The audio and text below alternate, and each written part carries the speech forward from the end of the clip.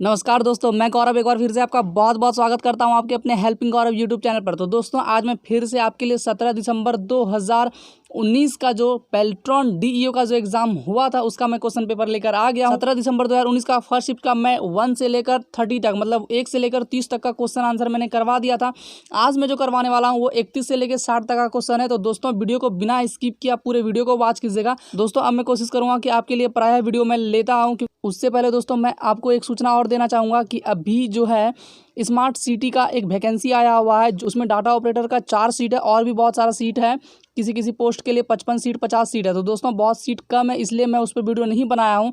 आप लोग smart city की वेबसाइट पर जाइए, वहाँ पे आपको नोटिफिकेशन मिल जाएगा। आप अगर फॉर्म भरने के लिए एलिजिबल होंगे और फॉर्म भरने का आपको मन होगा तो आप भर सकते हैं। वैसे डाटा ऑपरेटर के लिए कुछ ज़्यादा नहीं मांगे गया, 12th मांगा गया है। तो दोस्तों आज की वीडियो को स्टार्ट करते हैं। दोस्तों अगर आपको नहीं मिल पा रहा होगा तो आप मुझे कमेंट कीजिएगा, मैं आपके लिए जो है उस पर भी वीडियो बना दूंगा। वैसे आप मेरे टेलीग्राम ग्रुप पर ज्वाइन कर लीजिए, मैं वहाँ स्मार्ट सिटी वाला PDF डाल दूंगा। तो दोस्तों आज की वीडियो को स्टार्ट करते हैं। उससे पहले मैं आपसे छोटा सा रिक्वेस्ट करना चाहूँगा, अगर ये वीडियो आपके लिए यूजफुल हो तो मेरे चैनल को सब्सक्राइब, वीडियो को लाइक और वीडियो को शेयर करना बिल्कुल मत भूलिएगा।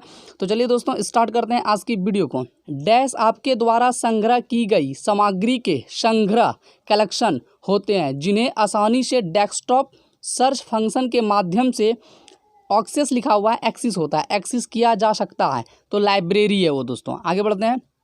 MS एक्सेल 2016 में डिफ़ॉल्ट रूप से टेक्स्ट प्रविष्टियाँ डैश संरेख होती है, तो वो नीचे जो है बाईं ओर होती है। नीचे क्या आप देखिएगा बाईं ओर में होती है, जहाँ पे लिखा होता है सीट 1 सीट 2 वहीं पे। तो आगे बढ़ते हैं दोस्तों। डैश का अभिप्राय असंगठित डेटा का उपयोगकर्ता के निर्देशों के अनुसार सार्थक जानकारी में परिवर्तन करना है, तो प्रोसेसिंग होता है। आगे बढ़ते हैं।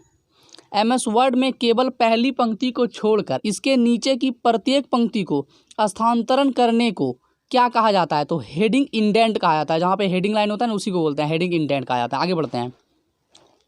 MS एक्सेल में कॉलम की चौड़ाई उपांतरित मॉडिफाई करने के लिए होम टैब पर सेल ग्रुप में डैश नामक ड्रॉप डाउन विकल्प पर क्लिक करें। तो वहाँ पे क्लिक करेंगे हम लोग, फॉर्मेटिंग का होता है। वहाँ पे जैसे ही क्लिक करेंगे वहाँ पे आपको दिख जाएगा कि कॉलम की आपको चौड़ाई बढ़ाना है या फिर आप रो की लंबाई बढ़ाना चाहते हैं। तो वहाँ पे आप क्लिक कीजिएगा, उसके बाद जितना आपको बढ़ाना है वहाँ पे आप डाल सकते हैं 2.0 2.3 जो डालना है आप डाल लीजिए। उसके बाद इंटर प्रेस कर दीजिएगा, आपका वो चौड़ाई या लंबाई बढ़ जाएगा। आगे बढ़ते हैं दोस्तों। डैश एक सॉफ्टवेयर पैकेज है जो chart, graph, slide, hand out आदि का प्रयोग करके प्रेजेंटेशन प्रदान करता है। तो दोस्तों सबसे पहले आप यहाँ पे देख लीजिए प्रेजेंटेशन लिखा है। प्रेजेंटेशन हम पावर पॉइंट से ही दिखाते हैं, MS वर्ड MS एक्सेस से नहीं दिखाते हैं। और यहाँ पे स्लाइड, ये सब चीज़ें कॉमन है, याद रखिए। जहाँ पे स्लाइड आ गया समझ लीजिए वो पावर पॉइंट का वो क्वेश्चन है। जहाँ पे प्रेजेंटेशन का बात कर रहा है वहाँ समझ लीजिए आप पावर पॉइंट से क्वेश्चन आया होगा। आगे बढ़ते हैं। आप MS एक्सेल 2016 वर्कशीट में स्वचालित पृष्ठ ऑटोमेटिक पेज नंबर किस प्रकार दर्ज करते हैं ताकि वर्कशीट को प्रिंट करते समय आसानी से कलेक्ट किया जा सके? तो दोस्तों पेज लेआउट टैब में पेज सेटअप डायलॉग बॉक्स के तहत प्रत्येक पृष्ठ के हेडर या फुटर क्षेत्र में स्वचालित पृष्ठ संख्या ऑटोमेटिक पेज नंबर दर्ज करने के लिए हेडर या फुटर टूल का उपयोग करते हैं। अगर आपको जो है हेडर मतलब ऊपर में आप देखते हो किसी बुक में ऊपर में नंबर लिखा रहता है 1 2 3 हर पेज में, तो अगर आप ऊपर में देना चाहते हैं तो हेडर को चूज़ कीजिएगा। और नीचे अगर आप देना चाहते हैं तो फुटर, उसमें भी प्रकार होता है कि आप बीच में लिखना चाहते हैं, साइड में, लेफ्ट में या राइट में, तो वो आप अपने हिसाब से चूज़ कर लीजिएगा। आगे बढ़ते हैं। निम्नलिखित में से कौन सा विकल्प निर्देशों के उस सेट को संदर्भित करता है जो कंप्यूटर से सूचना को संसाधित करने के लिए निर्देशित करता है? तो वो क्या है? एक सॉफ्टवेयर है। सॉफ्टवेयर ही ऐसा कर सकता है। आगे बढ़ते हैं। MS एक्सेल 2016 में फॉर्मेट विकल्प होम टैब के किस ग्रुप के अंतर्गत मौजूद होता है? तो फॉन्ट में ही फॉर्मेट विकल्प आपको उपलब्ध होता है। आगे बढ़ते हैं। निम्नलिखित में से कौन सा स्टोरेज डिवाइस नहीं है जो स्टोर नहीं करता है? तो प्लॉटर स्टोरेज डिवाइस नहीं। प्लॉटर क्या करता है? प्लॉटर जो है जैसे राजनेता सब जो प्रिंट करवाते हैं बड़ा बड़ा अपना प्रचार के लिए, वो प्लॉटर होता है। तो प्लॉटर स्टोरेज डिवाइस नहीं है, किसी भी चीज़ को वो स्टोर नहीं करता है, वो प्रिंट करता है। एक तरह से प्रिंटर हुआ, बहुत बड़ा बड़ा पेपर प्रिंट करता है वो। आगे बढ़ते हैं। इनमें से कौन सा यूटिलिटी प्रोग्राम का हिस्सा नहीं है? तो बूटिंग जो है यूटिलिटी प्रोग्राम नहीं है। आगे बढ़ते हैं। एक स्प्रेडशीट में एक सूत्र में डॉलर चिन्ह शामिल है, उदाहरण के लिए A1 $B1। सीट की समीक्षा करते समय रोहित को लगता है कि डॉलर चिन्ह गलती से जोड़ा गया है, इसलिए वह सूत्र से सभी डॉलर चिन्ह हटा देता है। फिर वह ड्रैग करके पूरी रेंज में फार्मूला लागू कर देता है। इसका क्या प्रभाव होगा? तो डॉलर चिन्ह सेल में संदर्भित को निरपेक्ष संदर्भ के रूप में चिन्हित करता है। इन्हें हटाने पर सूत्र गलत मानों की गणना करेगा। डॉलर से हम लोग जो है किसी भी सेल को जो है ना फ्रीज कर देते हैं, मतलब कि उसको स्टॉप कर देते हैं। अगर हटा दीजिएगा तो फार्मूला सब उल्टा उल्टा हो जाएगा और उसके बाद जितना भी रिजल्ट आपका आएगा वो सब गलत आएगा। आगे बढ़ते हैं। निम्नलिखित में से कौन सा ऑपरेटिंग सिस्टम का कार्य नहीं है? तो डेटाबेस प्रबंधन जो है वो ऑपरेटिंग सिस्टम का कार्य नहीं है। आगे बढ़ते हैं। एक नया खाली MS पावरपॉइंट 2016 प्रेजेंटेशन डिफ़ॉल्ट रूप से डैश स्लाइड के साथ खुलता है, तो 1 के साथ खुलता है डिफ़ॉल्ट में। आगे बढ़ते हैं। MS वर्ड में किसी टेबल में डिलीट सेल, डायलॉग बॉक्स, इनमें से कौन सा कार्य नहीं करता है? तो पूरे पृष्ठ को डिलीट नहीं करता है वो। आगे बढ़ते हैं।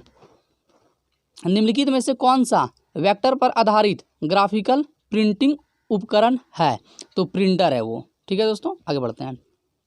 डैश का उपयोग असेंबली भाषा में लिखे गए प्रोग्राम को मशीनी भाषा में बदलने के लिए किया जाता है, तो असेंबलर। तो दोस्तों ये सब क्वेश्चन आपको रटना ही होगा, ये सब समझने वाला क्वेश्चन है, तो ये सब क्वेश्चन आपको रटना ही होगा हर हाल में। आगे बढ़ते हैं। निम्नलिखित में से कौन सा उपकरण अपने आउटपुट को एक विशेष ऊष्मा संवेदी कागज पर मुद्रित करता है? तो थर्मल प्रिंटर। आगे बढ़ते हैं।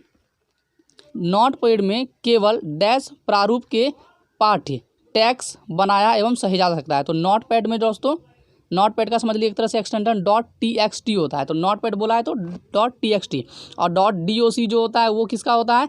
MS वर्ड का होता है। ठीक है दोस्तों, तो आगे बढ़ते हैं। डैश एक वायरलाइन ट्रांसमिशन तकनीक है जो घरों में व्यवसायों के लिए पहले से स्थापित की गई पारंपरिक तांबे की टेलीफोन लाइन पर तेजी से डेटा प्रसारित करती है, तो DSL। आगे बढ़ते हैं दोस्तों। MS वर्ड में मेल मर्ज का उपयोग करते समय डैश डेटा स्रोत में व्यक्तिगत वस्तुओं की पहचान करता है, तो इंसर्ट मर्ज फील्ड को वो पहचान लेता है। आगे बढ़ते हैं। किसी वर्कशीट को सुरक्षित करने के लिए रिव्यू टैब पर जाए और फिर रेंज ग्रुप में डैश पर क्लिक करें, तो प्रोटेक्ट सीट करें। तो जैसे आप प्रोटेक्ट सीट कर देगा, मैंने बताया भी था प्रोटेक्ट सीट कैसे किया जाता है, वो सब वीडियो मैंने पहले अपलोड किया था। आप देख सकते हैं कि आप जो है सीट को कैसे प्रोटेक्ट करेंगे या फिर अपने डॉक्यूमेंट को कैसे प्रोटेक्ट एंड प्रोटेक्ट करते हैं। आगे बढ़ते हैं। MS एक्सेल में आपको 2 तरीके अर्थात फॉर्मेटिंग डैश या फॉर्मेटिंग सेल्स डायलॉग बॉक्स में से किसी एक का उपयोग करके सेलों को फॉर्मेटिंग करने की अनुमति देता है, तो वो टूल बार होता है। आगे बढ़ते हैं। MS एक्सेल में स्मार्ट आर्ट क्या होता है? यह सूचियाँ, पदानुक्रमित संरचनाओं, प्रक्रियाओं, चक्रों और अन्य चीज़ों का पूर्व निर्धारित नित्रमय एवं दृश्य प्रतिनिधित्व है। आगे बढ़ते हैं दोस्तों।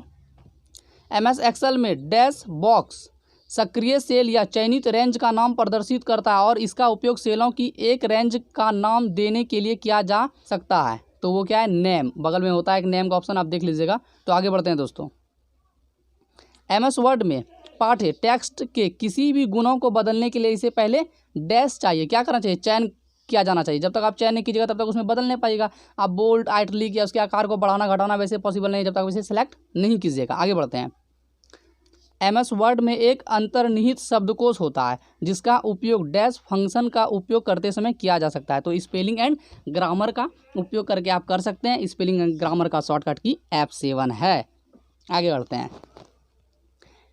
मैं एक एक्सेल एप्लीकेशन के निचले हिस्से में स्थित होता हूँ। मैं मौजूद वर्कबुक में सीट्स की सूची प्रदर्शित करता हूँ। मैं कौन हूँ? सीट टैब हूँ। मतलब सीट टैब ही ना होता है जो एप्लीकेशन के निचले स्थिति में एकदम बाएं ओर आप देखिएगा सीट 1 सीट 2 लिखा रहता है, वहाँ वो रहता है। आगे बढ़ते हैं। MS वर्ड में डैश विकल्प आपको पैराग्राफ को बाएं या दाएं मार्जिन से हशिया छोड़ने की अनुमति प्रदान करता है, तो वो होता है इंडेंशन। तो लास्ट क्वेश्चन की तरफ बढ़ते हैं दोस्तों। MS एक्सेल 2016 में निम्नलिखित में से कौन सा एक प्रकार का चार्ट नहीं है? तो कस्टम चार्ट नहीं होता है। तो दोस्तों 17 दिसंबर फर्स्ट शिफ्ट का टोटल क्वेश्चन खत्म हो चुका है। दोस्तों जाते जाते मैं आपको फिर से एक बार बता देना चाहता हूं कि स्मार्ट सिटी की तरफ से वैकेंसी निकली है। अगर आप भरना चाहते हैं तो जाकर भर सकते हैं। अगर आपको उसके बारे में जानकारी नहीं है तो मेरे टेलीग्राम ग्रुप में जुड़िए, वहाँ आपको मैं PDF सेंड कर दूंगा। अगर उसके बाद भी नहीं होगा तो मैं वीडियो बनाकर आपको बता दूंगा। तो दोस्तों आशा करते हैं ये वीडियो आपको बहुत ज़्यादा पसंद आई हो। अगर ये वीडियो आपको पसंद आई हो तो मेरे चैनल को सब्सक्राइब, वीडियो को लाइक और वीडियो को शेयर करना बिल्कुल मत भूलिएगा। तो चलिए दोस्तों मिलते हैं फिर से आपसे अगले वीडियो में, तब तक के लिए बाय एंड टेक केयर।